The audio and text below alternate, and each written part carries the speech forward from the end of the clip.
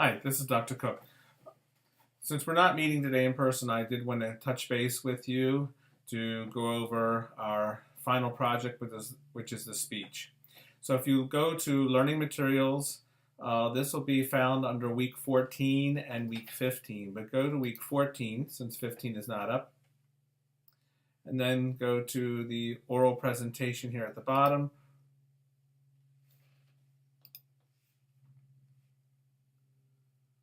And let's look over the guidelines first.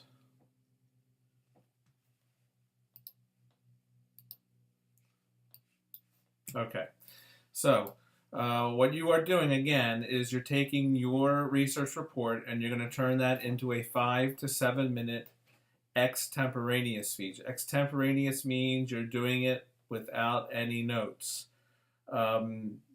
While this is based on your research, it should be fairly informal. You will get your papers back by Wednesday of next week if I've already received your paper. If you have not turned in your paper, it could be a little bit beyond that. But what you're going to do is by turning in a speech. So I put up on Blackboard a video on introductions. Please make sure you look at that. But your introduction should have an intention getter. In other words, you need to do something in the first few seconds to grab everybody's attention. And it can be a number of things. So what I would do is kind of look at the internet, look at the video for some ideas of what you can do for an attention getter. Maybe put up a statistic, and that you can use that for your visual. A statistic that will shock. Maybe you have some kind of question that you want to ask the audience. In any case, you want to make sure that they're interested in your project. During the introductory remarks, you want to kind of establish some common ground.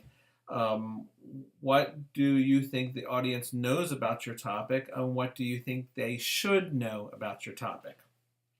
And then finally, when you get to the end of your introduction, you want to have a preview statement. It's kind of like what you've done in your papers, where you're going to say, so I would like to talk about the following 4 topics, and then list the 4 topics. This way it gives people a chance to follow along and sort of make a mental note. After you've worked out the introduction, you're going to create an outline, and there is a form which we'll look at in a second that goes over how to outline this speech. You do need 4 to 6 headings. You should have 4 to 6 headings in your research report, so these are kind of like the ideas that you're going to have in your talk.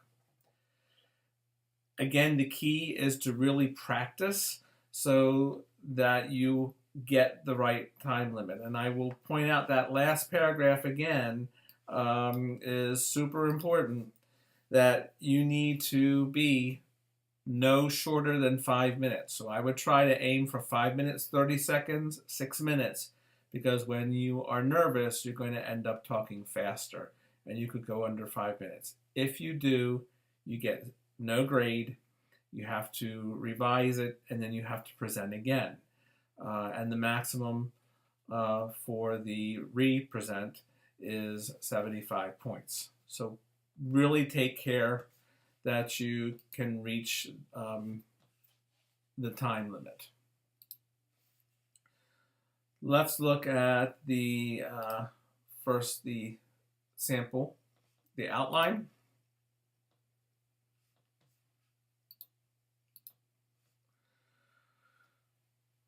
In 101, you probably also did an outline for your talk, and this really is not much different. In any case, you're going to write out your full introduction, all right, and you're going to write out the full conclusion. Those are the only 2 things that you can bring with you. You cannot have anything other than the introduction and the conclusion. The main points and the details that follow, these are your talking points, and that's what you have to kind of have in your head. That's why if you practice it, you will be fine.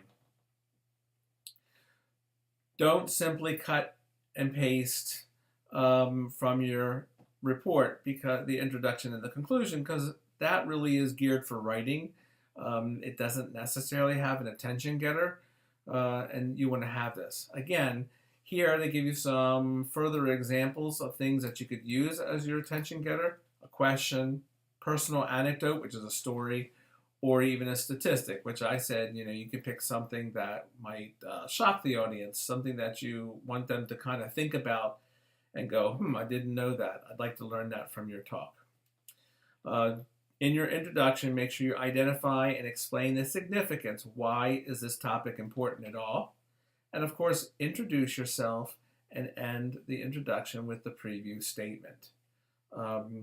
So that's what you need to write in your introduction, and your introduction that you're going to write for your outline is exactly how you're going to say it. Same thing for the conclusion. Make sure that you signal so to conclude, or in conclusion, or in summary, or just to recap what I've talked about, some kind of signal that you're coming to the end.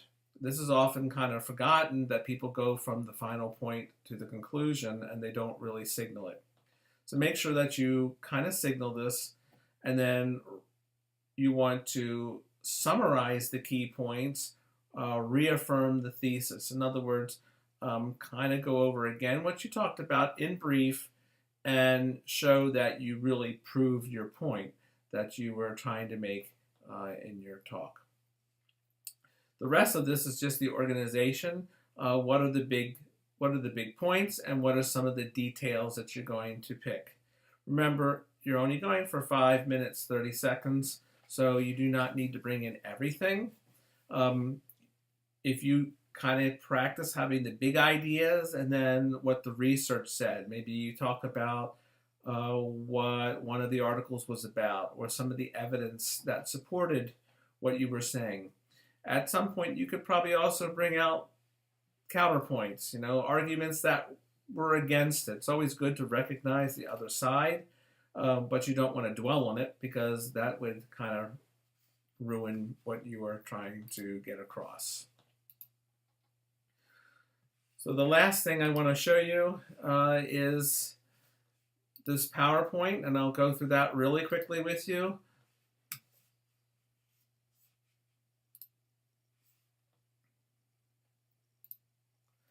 So again, this is just, you can find this on Blackboard, but it's pretty much what we've already talked about: 5 to 7 minutes, informative extemporaneous speech based on your research report. Why extemporaneous? We mean it's carefully prepared and organized, but it's not memorized or read. Okay, so it should be kind of a natural talk, and it really does take practice to do this. What I'm doing today is extemporaneous. Nothing is written out, and I'm just kind of presenting this the way that I would like you to present. In terms of content, again, your introduction. You only have a few seconds to grab the audience's attention, so make sure you use some kind of attention getter. Be sure that you explain the significance, introduce yourself, and end with a preview statement. And these are all things that are on the rubric, which I'll look at the end. For the actual body of your talk, make sure your points are kept to 4 to 6 at a minimum. It's always good to build in transitions. If you're simply listing, then you might want to say the second point or the third point, but you do want to have some kind of transition so that it is easy to follow. Keep the information short and concise. You have a very short time. You don't want to lose anybody, and so you want to make sure that they get the basics of what you researched and really what you found. And don't limit the information to what was in the report. You can talk about some other things that goes beyond that if you want. The main thing is don't copy and paste from your report. When you get to the conclusion, make sure you signal that you're coming to the conclusion. Summarize by restating your main points, but don't necessarily say it in the same way. That's what restate means. And of course, you need to ask for questions. So the time deadline is 5 minutes, I would say 5 minutes, 30 seconds. But then again, in the end, you are going to ask for questions, and each person has 2 minutes for questions that are allotted. So be prepared to answer a couple questions that people might have or that I might have on your talk. The outline, which is due when you get back. The outline is going to be approved. It does count for points, so you do need to do that. You're going to bring 2 copies on your speech day. I'm going to be able to follow your talk. Only the introduction and conclusion should be written. And by written, we mean written out. So you can have your outline during your talk. You just can't have the whole thing written out, only the introduction and the conclusion. So that's what it means. But you can certainly use your outline, because that will remind you of the points that you need to cover and in the order in which you're going to cover them. The body items are listed, so kind of go to that sample outline and you're going to recreate something very simple like that. No complete sentences, just words and phrases. The only thing besides the visual that you may have is this, or really this is wrong, your visual is the only thing that you can have besides the outline. In terms of how to decide on your visual, the purpose of the visual is to engage, to get people's attention, to bring them in. So it should enhance something that you're talking about. It shouldn't be something that has nothing to do with your talk. You can use some kind of visual as sort of your attention getter. You can create PowerPoint, but please, if you do PowerPoint, do not do a lot of slides. Limit the text. The problem with PowerPoint is that sometimes people put way too much information on the PowerPoint and it takes longer to actually read it, and it distracts from the actual presentation. Watch your text color and size. Everything should be easy to see, easy to read. You want to test it out to make sure it works. All visuals, if you're putting in pictures or images, they need to be appropriate. Appropriate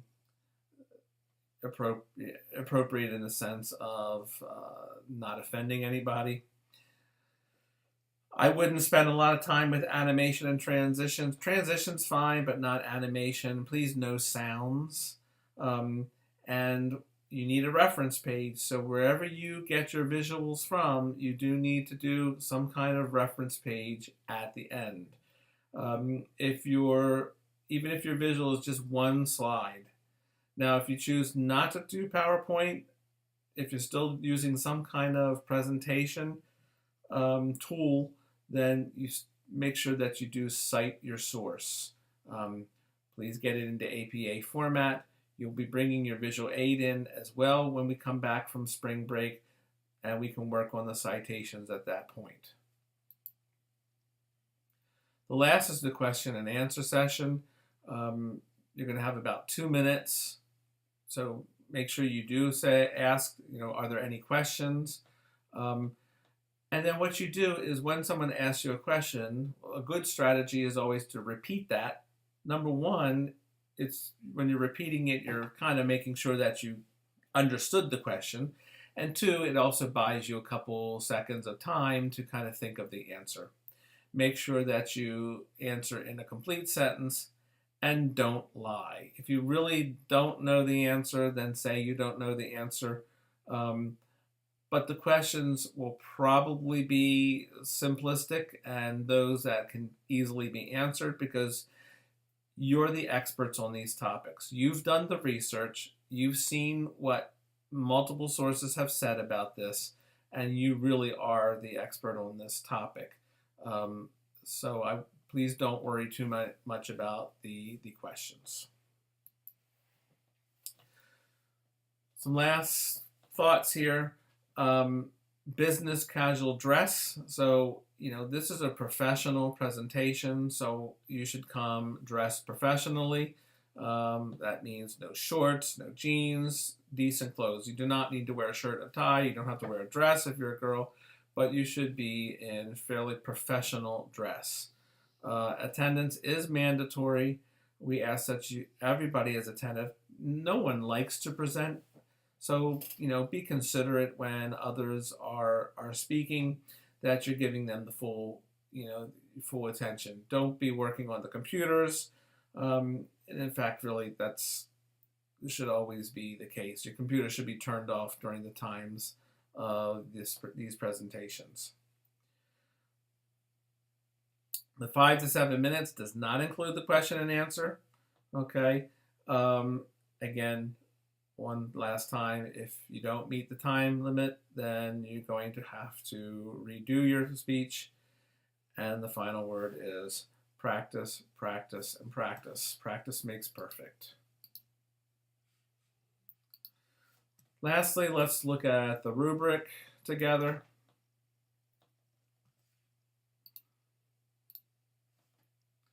So, introduction.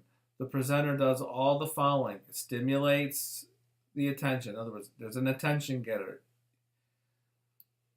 It informs the audience of the topic and significance. Why is it important? You introduce yourself and you have a preview statement. All right, that's what I'm looking for. If you have all of these and they are done well, then it's exemplary. If you have most of those, or they're not really super well, then it's accomplished. And then if you're missing some of the following, then of course, we go down the scale. In terms of your organization and content, it's a complete and compelling support for every major point. So whatever point you are making, please make sure you back it up with evidence.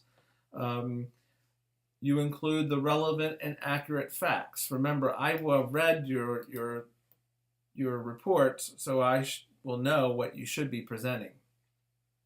Make sure you provide examples, and if there's vocabulary that people might not know, make sure you kind of explain the vocabulary. Okay, and it should follow in a logical progression. Using transitions, that's always important. The conclusion, you signal the conclusion. Again, make sure you go, so, in conclusion, or to sum up, but make sure you signal it. That is part of the rubric. If you don't signal it, you'll lose points. You summarize and restate the main points or the main idea in an engaging way. And when you cut to the questions, you clarify and respond appropriately to the questions. Appropriately means not chastising anybody for having asked a question, not giving a flip response, but trying your best to answer your questions. In business, in life, we'd have to do sometimes presentations. And while it's something that a lot of people don't like to do, it really is a good skill to have practice in college and to get a little bit comfortable with. So lastly is the technique and you want to do. So dressing appropriately is certainly on the rubric, so make sure you do dress appropriately.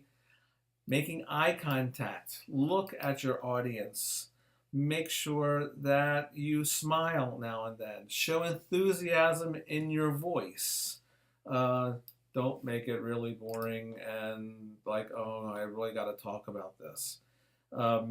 Make sure you have correct posture. Your pacing should be controlled. Don't go too fast. Don't go too slow where you're boring people. Pronounce your words correctly. And practice it again. Make sure that the words that you're saying you know how to say. There's nothing worse than having a presentation where you don't know how to pronounce the name of an author or the name of some other vocabulary. And lastly, you're staying within the required time limit. And the time limit is, again, 5 to 7 minutes. It should not go over 7 minutes, so you'll get docked for that. But honestly, if you go over 7 minutes by a little bit, you'll just be docked points. If you go under 5 minutes, you get absolutely nothing. All right. And then when it comes time to the visual aid, there's a rubric for that you see here at the bottom. You're going to introduce and explain the aid. Don't just have it up on the screen for people to look at and never really talking about it. I wouldn't necessarily put it up. What I would do is, when appropriate, make that available for people to look at. In terms of your visual, is it easy to read and interpret, or does one have to squint? Did you not use the right font? Is it relevant to the content? And lastly, is it visually appealing? Right? It shouldn't be too bland, shouldn't be offensive. And so your visual aid itself is worth 40 points. You're going to bring in your visual aid and your outline after the break. We will look at it. I'm not grading the visual aid necessarily, because it's a matter of when you present and how you actually present the visual aid. So, well, let's have one look at the calendar and the schedule, how this all is going to play out for the rest of the semester. So when you get back, your speech outline and your visual is due in class, okay? We'll be revising the speeches. We will be talking about it. I'll give you any kind of help. That really is your last chance to get help. The presentations then begin on Thursday. We will do as many as possible, but since it's a small class, we probably will get through. And if we get through, then there will be no need to come to the classes on the 2nd and the 4th. Should we not get through, obviously we will come to class on the 2nd. And in the worst case scenario where a student has to repeat because they went under the time limit, then May the 4th, you will have to come back. Those of you who owe me work, if you still owe me work and we've made arrangements, the final deadline to turn in all work is May the 4th. If you miss the presentation, it will be a 0. So please make sure that you are here. So that's all I have. I just wanted to make sure I gave you sort of a brief description of everything. I hope you have an enjoyable spring break, although you'll be a little bit busy working on your speeches. Don't spend the whole time, obviously, a few minutes per day, and I would keep practicing it as much as possible. As always, if you have any questions, feel free to email me. Thanks.